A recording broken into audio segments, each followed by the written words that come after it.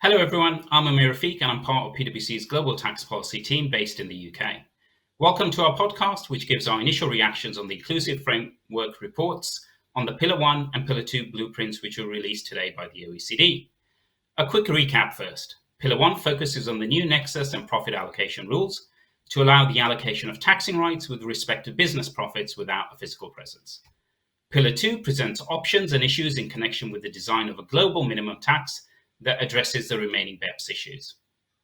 To discuss what this means for you, I'm joined today by Pam Olson from our tax policy team in the US. Thanks for joining me today, Pam. Good to be with you, Amir.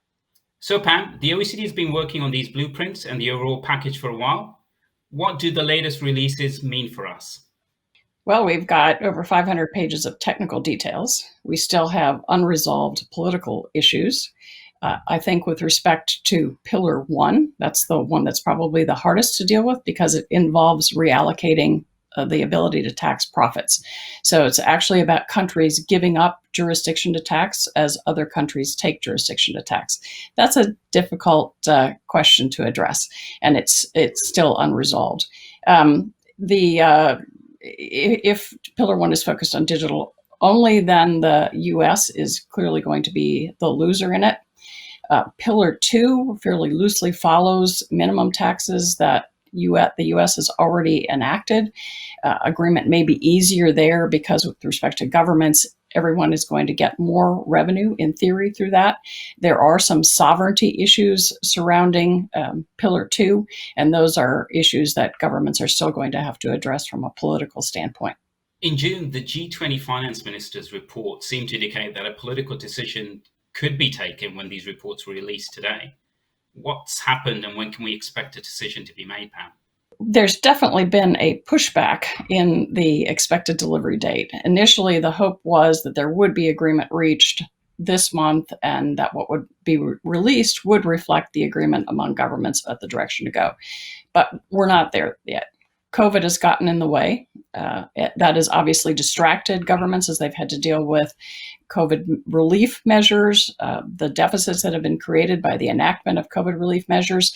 And then in addition to that, the fact that the meetings have had to be virtual has had an effect on the negotiations, as Pascal Saint-Amand himself admitted on the webcast today that the OECD did. The ability to have conversations during coffee breaks and in the hallways is one of the things that contributes to getting to agreement. You can't do that when you're meeting virtually. So that's had an impact.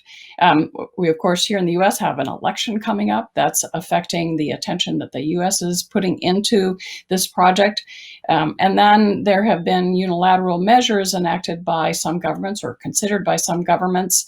That's having an impact as well because the US has reacted to those with trade sanctions. So there are a lot of things that have gotten in the way to getting to agreement. The hope is there'll be agreement by mid-2021 and that the papers that are released today will form the foundation for getting to agreement by mid-2021. Having said that, Pam, given all the delays that we've had, is it likely that Pillar 2 moves ahead separately from Pillar 1? And can we expect countries will just move ahead on a unilateral basis for both pillars? I don't see Pillar 2 moving ahead without Pillar 1 because there are too many governments that have insisted on Pillar 1 and Pillar 2 going together. So I think that's unlikely. But I do think that there is a possibility for unilateral measures to continue. Certainly that's been something that some governments have said, that they would move ahead with digital services taxes if there wasn't agreement by the end of 2020. And then, in many respects, Pillar 2 doesn't require agreement among governments. Countries can pick that up, as the US, of course, already has, and enact measures under Pillar 2. One final question for you, Pam. Can companies and industry still engage with the OECD on this process, and what should they be doing now? Yes, that was the really good news from the release today, is that they have, as of today, opened a consultation process that will run until December 14th. There will be consultations held virtually in mid-January. So yes, there's lots of opportunity to engage. Companies are going to want to model what's been released to the extent that there is sufficient detail to do so. And one of the interesting things is that governments too are probably going to be thinking about modeling, because although there have been economic impact assessments done by the OECD. There are lots of assumptions that go into that, and governments may question whether or not all of the assumptions are assumptions that they agree with or whether they want to do their own modeling. Thanks, Pat. Great insight. I very much appreciate your input today. I hope you've enjoyed our initial reaction to the release of the papers today. Thank you all for being with us today.